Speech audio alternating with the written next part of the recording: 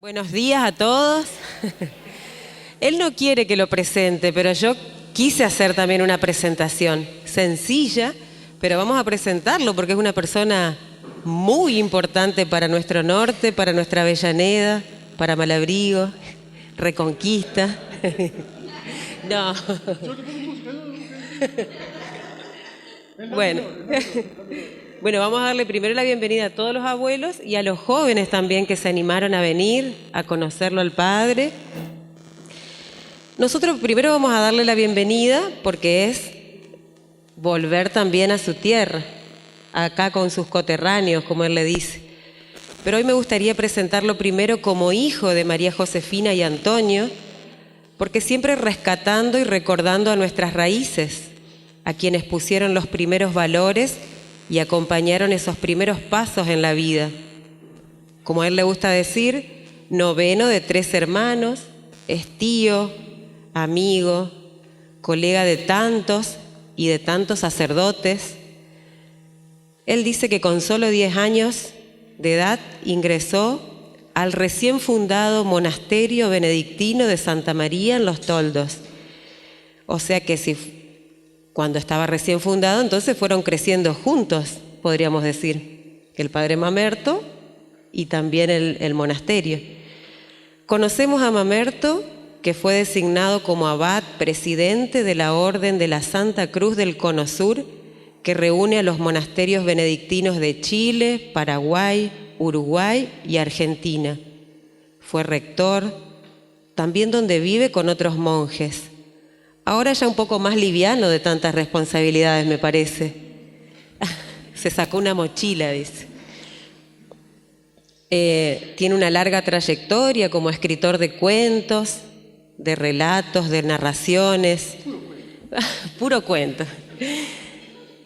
Eso sí. Pero sus reflexiones siempre nos animaron en los grupos juveniles, en los colegios, en las familias. Siempre nos ayudaron a crecer también sus cuentos, Padre. Por eso ahora de grandes también queremos escucharte. Los adultos mayores también quieren escucharte y seguir reflexionando y creciendo junto a vos. Bueno, sabemos que ha recibido premios muy importantes, sabemos que recorrió muchos países, que conoció varios papas, así que vamos a estar cerquita porque si conoció varios papas. Y algunos puré. Hemos visto y escuchado, gracias a la tecnología, todos estos encuentros con los papas. Tantas cosas podríamos decir y que él nos va a narrar también. Pero hoy me gustaría decir con gran orgullo y cariño que esta pastoral de adultos mayores de la parroquia de Avellaneda rezó y trabajó para traer a un gran adulto mayor, un abuelo también, podríamos decir, y colega octogenario, como a él le gusta decir. Y aquí lo tenemos hoy en su tierra con sus coterráneos para disfrutar de este agradable encuentro a pesar del día frío que tenemos hoy. Así que le damos la bienvenida y a disfrutar de este encuentro.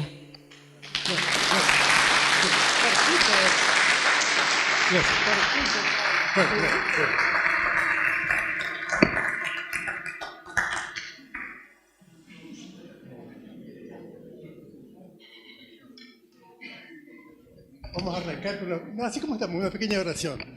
Así como estamos. En nombre del Padre, del Hijo, del Espíritu Santo. Amén.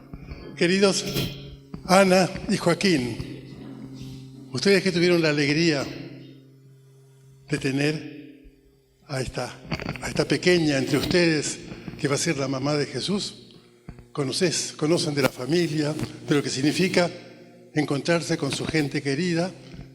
Y en el cielo, pienso, cuando están viviendo ahí con el Señor, lo que debe significar decir, y este es mi nieto, cuando señalan a los ángeles, a Cristo. Así que bendecinos a todos nosotros, reunidos en esta mañana, en el nombre del Padre, del Hijo y del Espíritu Santo. Amén. Quiero comenzar con... ¿Se escucha, no? Quiero comenzar con un cuento que es medio gracioso, pero que es historia. Mi papá, que nació en 1901, don Antonio Manuel Merapace, se casó con doña María Josefina Cainelli, de 20 años, en el 27.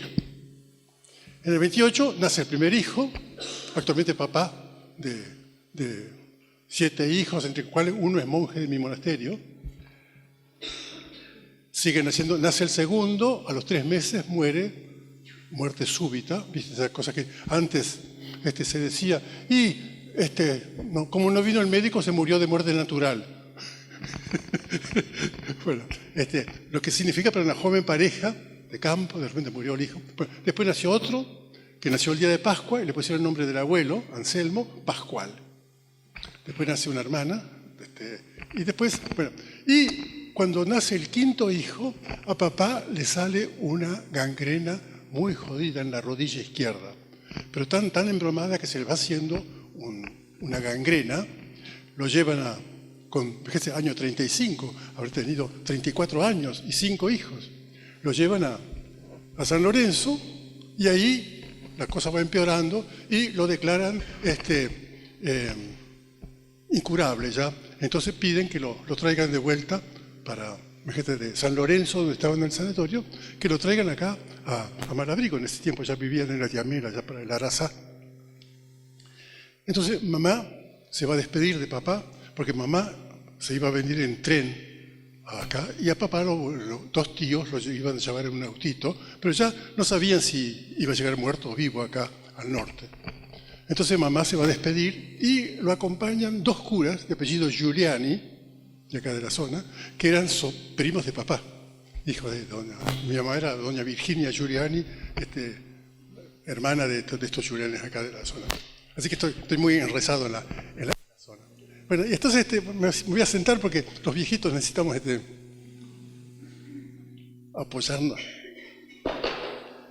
Bueno, la cuestión es que esa noche lo acompaña un cura a mamá con estos 2 frailecitos franciscanos que eran estudiantes, Giuliani, José María y Ventura se llamaban los chicos.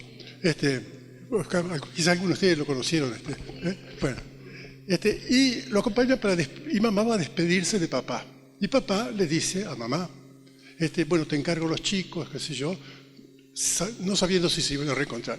Y el padre Luque, el franciscano que lo acompañaba, que era de San Lorenzo, traía un pañuelo de Fray Mamerto Esquiú, un pañuelo grande, se lo puso debajo de la almohada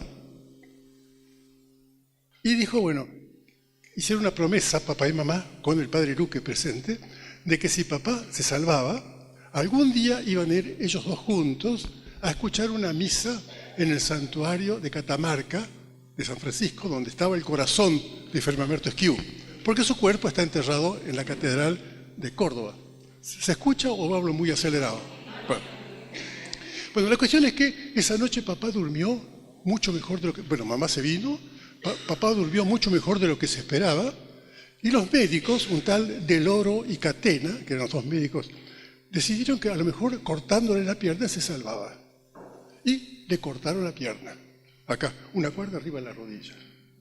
Bueno, y anduvo entre la vida y la muerte, y al final salió a flote, y siempre en casa se atribuyó eso a la intervención de Fray Mamerto Esquiú. No se pudo reconocer como milagro porque desgraciadamente cuando se inició la causa ya habían desaparecido todas las pruebas que en aquel tiempo, imagínate, no existía ni siquiera la anestesia, era con éter.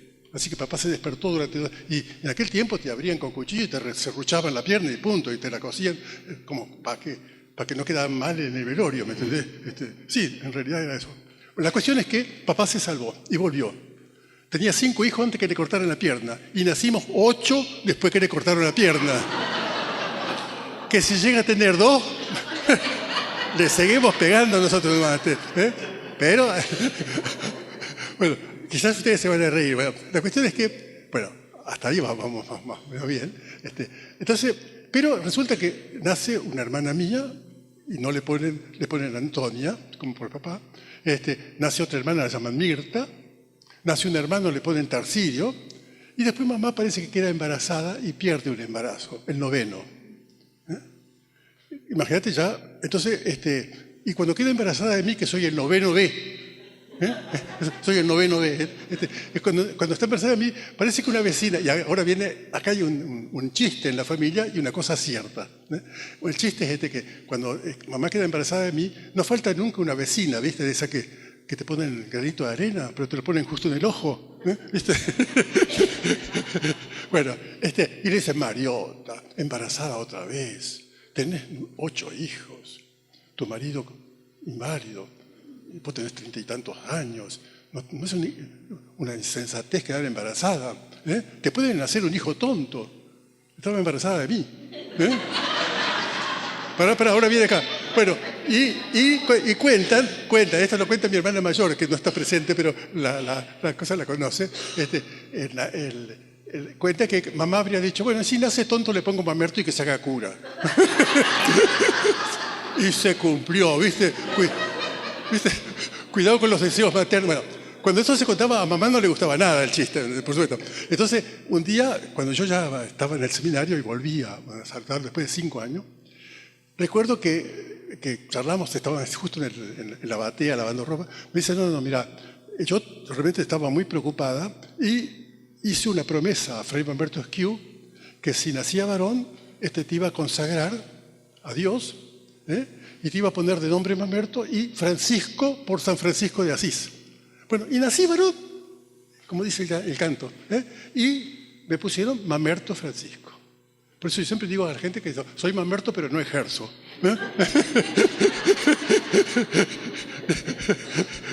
Así que, bueno, pero gracias a Dios, el buen humor de la familia se conservó y yo siempre lo tuve. Y lo interesante es que cuando voy ahora a la Fundación Favaloro, que es una alta alcurnia, ahí las enfermeras no se animan a llamarme a mamerto, ¿me entendés? Porque les parece que... Pero en el sur la palabra mamerto suena re feo, ¿entendés? Es ser tonto, hacerse el gracioso. Así medio como yo, medio mamerto. Bueno, pero a mí siempre me encantó el nombre Mamerto. Por eso ahora cuando le declararon santo a Fray Mamerto Esquiú, a mí me encantó porque yo siempre que sentí decir Mamerto se referían a mí, porque yo no encontré otro Mamerto en mi historia. Entonces cuando yo sentía en las cosas que decía, ¡viva Fray Mamerto! Y dice, ¡gracias! Resulta que era para el otro. Bueno, quiero decir esto, como en la historia, yo esto estoy hablando para los abuelos, pero también para algunos jovencitos que ven, como en la historia de cada uno, cuando uno llega a cierta edad, empieza a darse cuenta el misterio de Dios en la vida. ¿Cuántas cosas tuvieron que confluir para que uno conociera a tal persona, se enamorara de tal persona, nacieran estos hijos? ¿Por qué no fue esto y no otro? Bueno, ¿por qué ahí me salvé? Porque ahí se murió un hermano y yo no. Bueno, todo eso, esas cosas, uno al llegar a los 80 dice, Señor, gracias. Y lo digo todos los días, Señor, por todo lo que fue, gracias. A todo lo que va a ser, sí. Porque si en 80 años no me jodiste, no me vas a joder en los últimos años tampoco. Creo, ¿no es cierto? O sea, y realmente creo que ninguna de las cosas importantes de mi vida yo las decidí. Dios me las ofreció y las acepté y gracias a Dios enganché y seguí. Bueno, pero todavía hay una historia más interesante en la historia de mis viejos. Papá y mamá nunca pudieron ir a Catamarca a cumplir esa promesa. Pasan los años, llega el año 66, diciembre del 66, me ordeno de cura. Y para marzo, junio del 67, yo tengo que ir a un encuentro en Tucumán. Cuando termina el encuentro, quise visitar el santuario donde estuvo San Francisco de Asís, Fray Mamerto Esquiú, en Catamarca. Entonces bajé por la cuesta del Portezuelo con un colectivo, llegué a Catamarca. Y fui al convento de los franciscanos a pasar el día ahí. Y le pedí ¿cómo se llama?, a un fraile si podía celebrar la misa. Y me dice, mirá, che, el altar principal está tenemos un altar lateral, si aceptás ahí, yo hago de sacristán, cuando voy a elevar la hostia así, después de la consagración, veo que está el corazón de Fray Mamerto Esquiú. Me habían dado, sin saber nada de ellos ni yo, me habían dado el altar donde estaba el corazón de Fray Mamerto Esquiú. Y quedé, viste, como la hostia, así como, bueno, me emocionó bastante. Pasó un día, 2, volví de Catamarca, volví a Córdoba, y en Córdoba yo tenía una hermana que estaba dentro de un convento de unas hermanas franciscanas. Y ahí ya estaba de capellán viejito ya el padre Luque, el que me había acompañado a mi papá. Entonces estábamos comiendo, porque en aquel tiempo yo no comí con mi hermana, sino tuve que comer con el capellán. En la comida le conté que venía de eso. Me miró así el padre Luque y me dice: ayer cumpliste la promesa que hicimos con tus viejos hace 30 y tantos años. Eso lo cumplí en el 67 y la promesa había sido hecha en el 35. Yo sin saber nada, porque nunca había sabido eso. El padre Lucas se acordaba de esa promesa. Bueno, y entonces a mí me impresionó muchísimo cómo Dios cumple esa promesa. Bueno, después, por supuesto, lo conté en casa, también fue impresionante ese momento. Ellos se acordaban bien de eso. Yo recuerdo que siempre los viernes se prendía una lamparita. ¿Te acordás del Sagrado Corazón?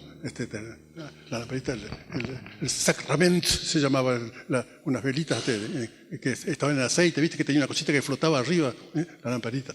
Bueno, entonces creo que si uno analiza la vida de cada uno de nosotros, cuando ya hemos llegado, estamos mirando el horizonte más cerca del palenque de llegada que del portón de salida, ¿viste?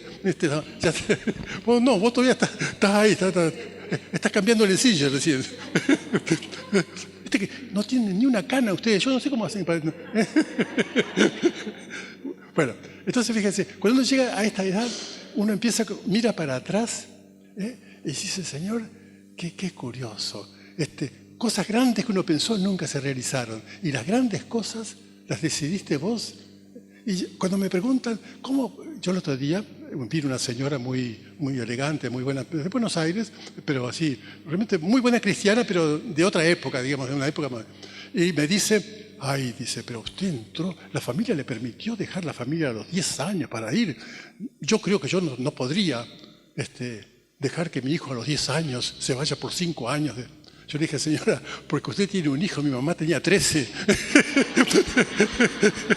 Las cosas eran un poco distintas, eran un poco distintas. ¿Entendés? Además, tu hijo se va a los 20 a Australia o a Nueva Zelanda o no sé dónde y bancás. Bueno, entonces, fíjense, yo pienso, en primer lugar, yo diría la grandeza de nuestras familias, que tenían 10, 12 hijos y sabían que, bueno, tenían que dejarlos libres. Cuando yo cumplo 17 años, el día que cumplí 17 años, empecé mi noviciado para hacerme monje. Lo anterior había sido estudios normales.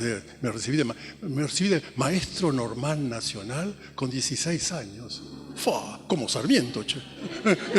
Sí, bueno, entonces, y cuando empecé a decir las cosas, me acordaba mucho de decir: Señor, todo fue un poco acelerado, pero todo lo fue eligiendo Él, ¿me entendés? Lo fue eligiendo Él y yo, gracias a Dios, acepté cada vez que se ofreció. Pero ninguna de las cosas que yo pensé poder hacer, porque lo lógico era que yo tenía que entrar con los franciscanos, si mis parientes estaban allá.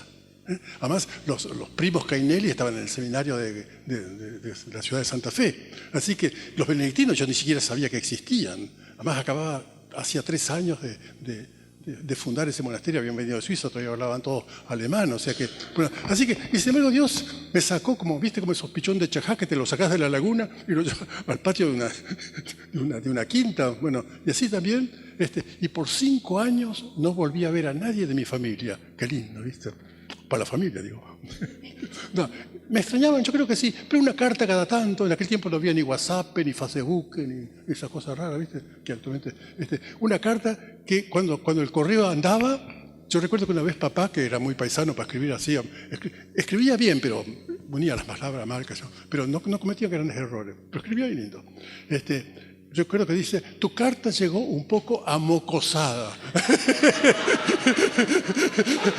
Claro, había pasado como 3 meses de huelga, así que la carta que salió en julio llegó para noviembre. Tu carta llegó un poco amocosada. Se ve que había estado, quiso decir, enmohecida, tuvo que desplumarla antes de poderla leer.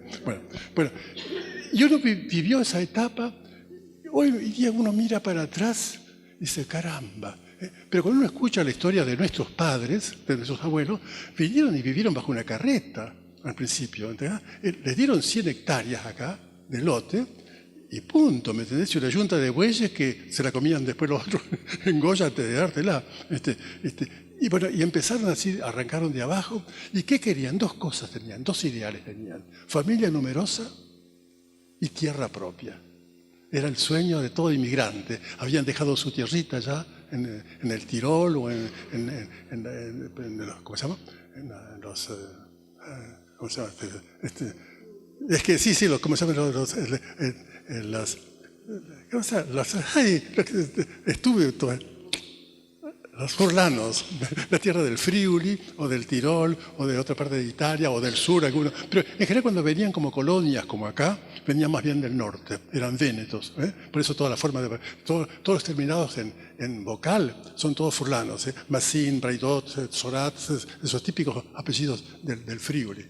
En cambio, son los Eli, Eni, todo eso somos bien tiroleses, son de la otra parte.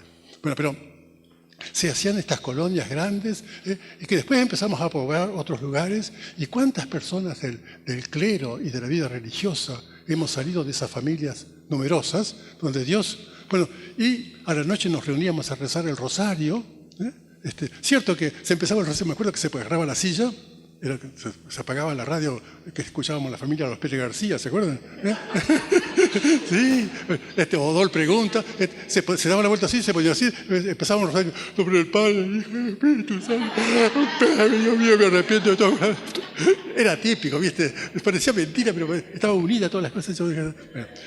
Y se rezaba el rosario, y rápido, pero quedaba. Después había que prender de vuelta para hacer la otra del programa, si no se quedaba en cuenta. Bueno, y dice, pero ese rosario de familia, qué curioso. Yo decía, ahora la televisión mantiene a la familia aislada. En aquel tiempo la radio unía a la familia. Nos reunimos todos para escuchar, qué sé yo, a Juan José de Soy Sarrelli, ¿te acordás? Un locutor o si no, a las telenovelas de mis hermanas de la tarde. La familia de los Pérez García, por supuesto, era clásica a la noche. Tenía más problemas. Me acuerdo todavía de don Pedro, doña Sara, Raúl y Mabel, eran los cuatro personajes. Bueno, volvamos un poquito a lo nuestro. Entonces, yo pienso cómo Dios fue guiando. Pero claro, mis queridos, ahora le hablo a los abuelos y presente también a los jóvenes.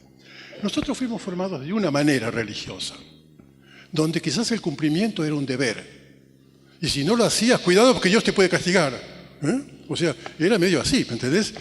Y nos íbamos a confesar y decíamos siempre lo mismo y después decíamos, y nunca más pecar y me arrepiento, el cielo que merecí por el cielo que perdí, todo mentira, ¿me entendés? Volvíamos a hacer lo mismo la semana siguiente. O sea, pero estábamos formados de esa manera, gracias a Dios. Y tan mal no salimos. Pero mis queridos padres y abuelos, ese encofrado no sirve más.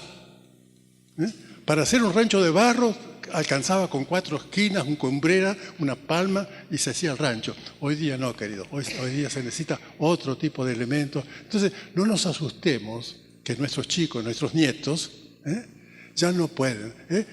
Uno se horroriza, se juntan ni se casan y tienen hijos. ¡Qué horror! ¿No es cierto? No. Dios quiere que se casen y tengan... Pero digo, para nuestros abuelos o para nuestros padres quizás, bueno, y son tan buenos como nosotros o mejores. Por eso quizás más sinceros a veces que nosotros. Entonces, voy un poco a esto.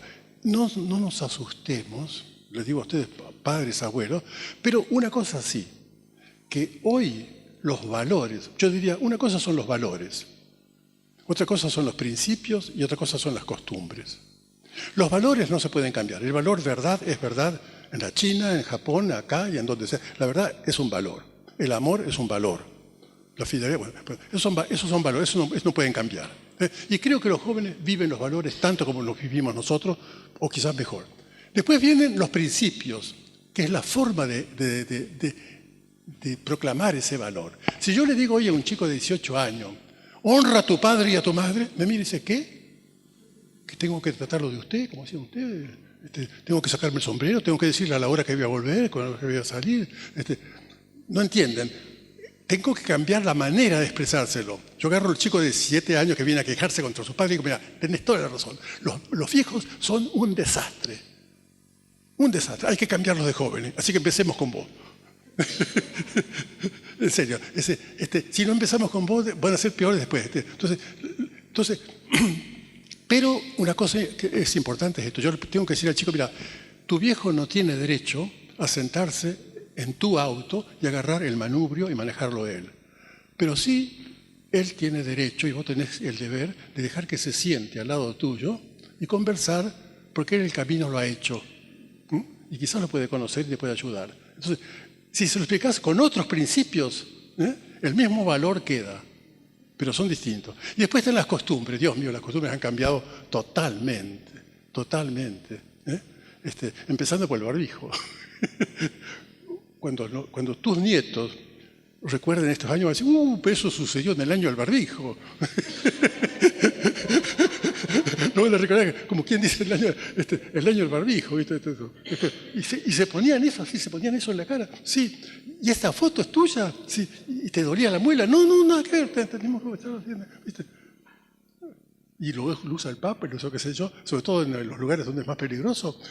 Fíjense, yo en estos años, estos últimos 27 años, como decía la señorita que me presentó, viajé por todos los países. Fíjense, acá en América estuve, cada año tenía una reunión en algún lugar. Canadá, 2 veces Estados Unidos, 2 veces en México, Brasil. Y después estuve unos meses en Guatemala, en Puerto Rico, 2 veces en Cuba largo. Bueno, Chile estuve 4 años estudiando. Así que América del Sur la recorrí por todas partes. Y Europa estuve desde Lituania arriba, bajando por Hungría, por Israel, hasta Tanzania abajo en el África, y después todo el centro de Europa. Bueno, así que, y sin embargo, el terruño donde uno nació queda como raíz. Uno se vuelve al terruño. Ya no tengo ninguna gana de viajar, pero este viaje quería hacerlo. Y cuando me ofrecieron la oportunidad de encontrarme con mis raíces y mi futuro, que son ustedes, queridos jóvenes, qué lindo es eso ver. De verdad, ¿Me va a alcanzar un vaso de agua, quiere? Podría ser, o de vino si querés, si hubiera, no. Agua, darle agua a un anciano. Con esa me bautizaron. ¿Cómo? Por eso, sí. Bueno. Yo decía, a lo mejor la tienen ahí para la foto, qué sé yo. Bueno, gracias. Estas son las auténticas mamás que entienden de qué se trata. Gracias.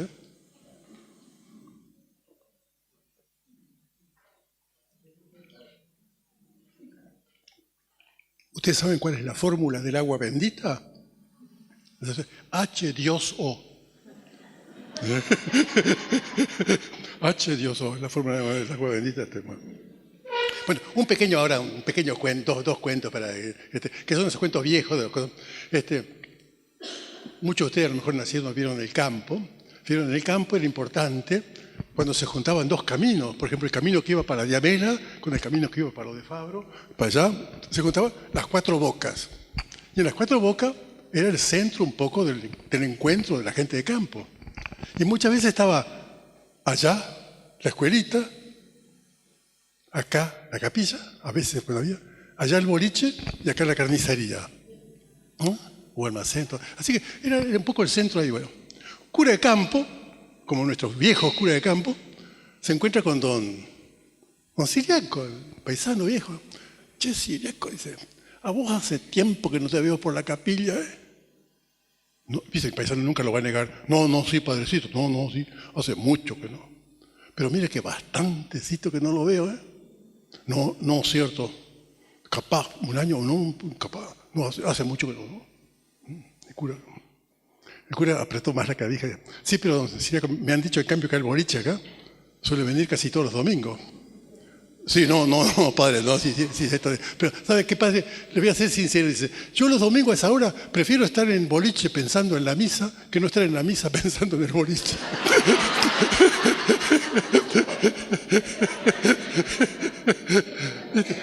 Es el problema que tenemos un poco los viejos, cuando nos charlas con ellos. ¿Cómo nos cuesta a los viejos estar atentos cuando rezamos? Empezamos a rezar y ya parece, tengo que hacer esto, que tengo que hacer, ¿viste? Estamos como, nos dispersamos y nos echamos la culpa, ¿me entendés? Y lo volvemos a repetir o empezamos a rezar más más rápido como para no pedir. Nos distraemos peor todavía. Pero no es que nos distraemos. Todas las cosas vienen a rezar con nosotros.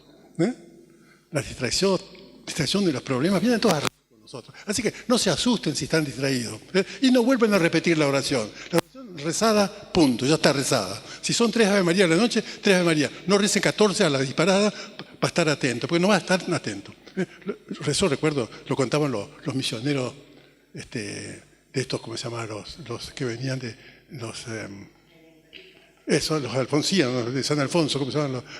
Los redentoristas. Viste que recorrían los pueblos, ponían una cruz. Bueno, dice que un cura decía a la paisanada, a toda la gringada, dice, nadie puede rezar sin distraerse. Porque vienen los pensamientos y se acomoda. Dice, ninguno de ustedes puede rezar un Padre Nuestro sin distraerse, sin estar pensando en otra cosa. Y había un gringo, dice, no, yo puedo. Dice, mire, si usted es capaz de rezar un Padre Nuestro sin distraerse, yo le dejo mi burro que está ahí, se lo regalo. ¡Oh, encantado! Dice, bueno, empezó a rezar, Padre Nuestro. Cuando llegó, dándonos nuestro pan de cada día, con apero y todo, ¿no?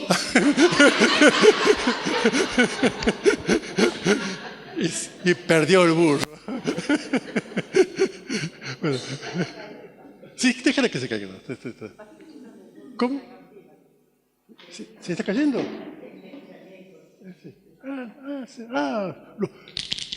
¿Saben qué es esto? El sonajero. Estoy como los avestruces, tengo como 10 botones por día. Tengo que estar tomando. Pero entonces les comento un poquito para que termine, para que sepa, de mi salud. En la salud hay, los que somos ya de una cierta edad, tenemos que ser muy inteligentes y sensatos para decir, son dos cosas distintas, el diagnóstico y el pronóstico. A ver si me entienden lo que quiero decir, puede ser palabras difíciles. El diagnóstico es lo que uno tiene. Tenés 80 años, son 80 años, no me cañes, son 80 años, ¿entendés? Punto. Tenés cirrosis, es cirrosis, punto. Entonces, saber la verdad de lo que tenés, eso es un diagnóstico. Un buen médico tiene que darte un buen diagnóstico. Si la erra, es peligroso. Entonces, el diagnóstico es el diagnóstico. El pronóstico es qué va a pasar, y eso ya es otra cosa distinta. Los buenos médicos nunca te lo dicen, porque tampoco lo saben. Entonces, el diagnóstico puede ser malo, pero el pronóstico bueno.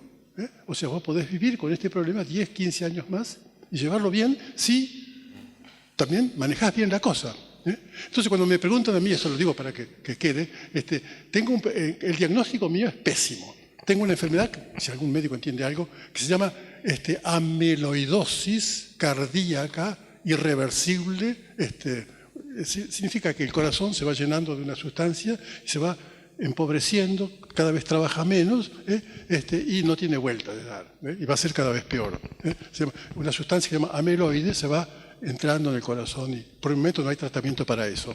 Pero lo que hay que tratar es de que no ataque otros órganos, como riñones porque en realidad el corazón no es un órgano, el corazón es un músculo. Los órganos son el hígado, los riñones, el páncreas, esos son órganos que tienen una función. El corazón es un bombeador, como una casa, un bombeador es un bombeador, nada más. Ahora, te puedes quedar sin agua o sin lo que sea. Entonces, ¿cómo se llama? La enfermedad, entonces, hasta ahora, acabo de estar hace 4 días en lo de Favaloro haciéndome los chequeos, el diagnóstico sigue siendo fuerte y cada vez más claro. En cambio, el pronóstico es bastante bueno. Como ustedes ven, ustedes creen que no me voy a morir, pero me voy a morir, me voy a morir. Sí, no, pero no hay que asustar. Mira, voy a ser sincero, no me asusta la muerte, pero soy muy cagón para el sufrimiento.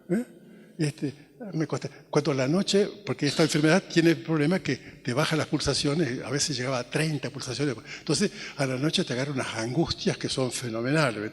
Entonces te tienes que sentar y respirar tranquilo, y como yo soy un acelerado, ya se habrán dado cuenta, atropello todo, tranquilo. Y ahora escribí un libro que se llama Ansiedad y Ancianidad. Ansiedad y ancianidad. Que empieza con un cuento de un paisano viejo que ha hecho toda su vida, que la patrona se le murió, la tiene enterrada en el potrerito ya entre los árboles, las flores, la tiene enterrada allá, a la patrona, los hijos ya se han ido del rancho, está solo, entonces todas las mañanas él va hasta a rezarle a la cruz de la patrona, y va, y se ha hecho un caminito en la gramilla, un caminito. Y se va dando cuenta que cada día camina más lento, y la gramilla va empezando a cubrirle el caminito. Y se da cuenta que un día la gramilla va a tocar, y cuando toque, opotipama catuche, gente. Bueno, entonces el verso termina, el cuento termina diciendo, tené paciencia, gramilla, no es mi gusto el ir despacio. Eso lo rizo mucho para mí, tener paciencia.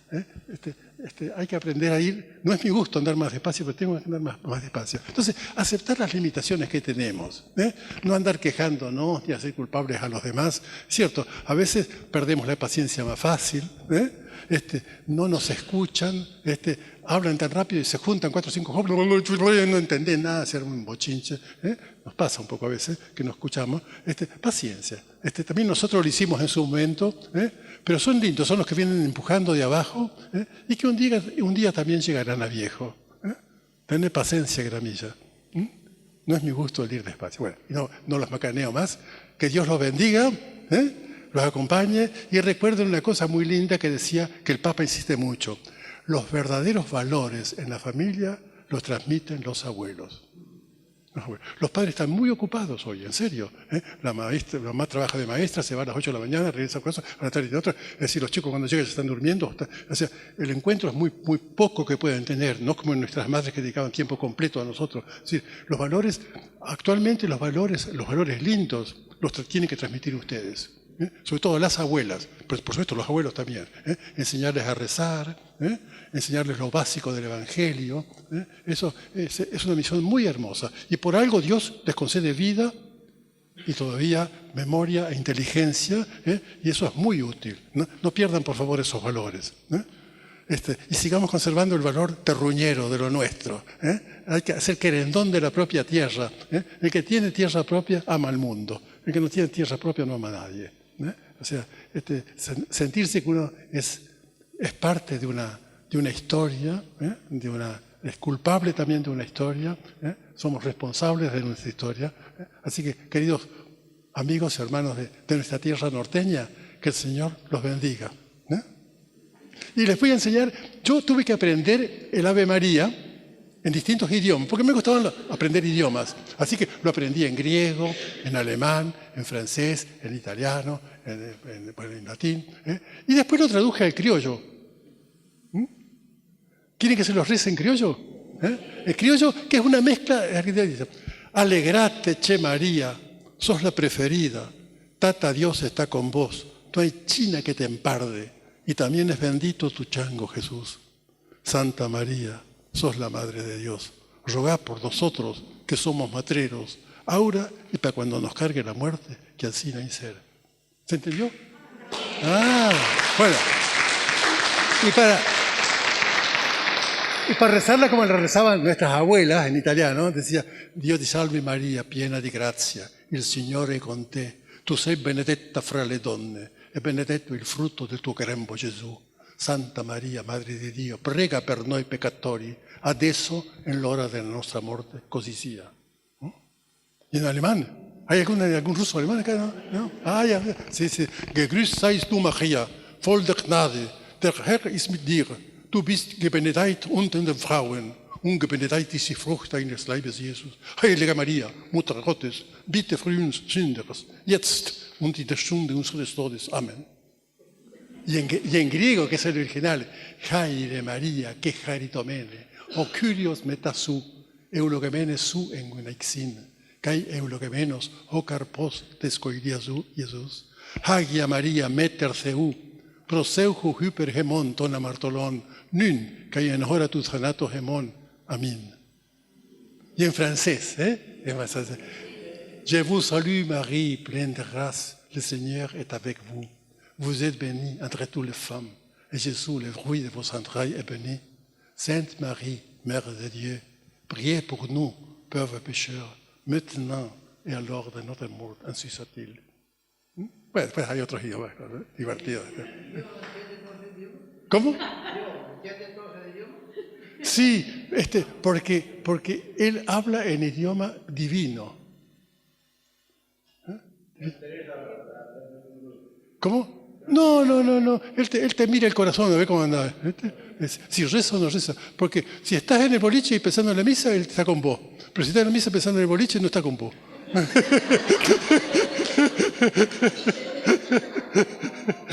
Así que fuera, querido.